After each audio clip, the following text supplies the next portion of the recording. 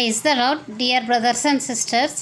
ఈ వీడియోలో ఉన్న క్వశ్చన్కి మీకు ఆన్సర్ తెలిసినట్లయితే కామెంట్ బాక్స్లో కామెంట్స్ చేయడం మర్చిపోకండి. హృదయశుద్ధి గలవారు ధన్యులు, వారు దేవుని చూసెదరు అనే వాక్యం ఏ పుస్తకంలో ఉంది? ఏ ఆది కాండము, బి కీర్తనలు, సి మొదటి యోహాను, డి మత్తయి సువార్త. Your time starts now.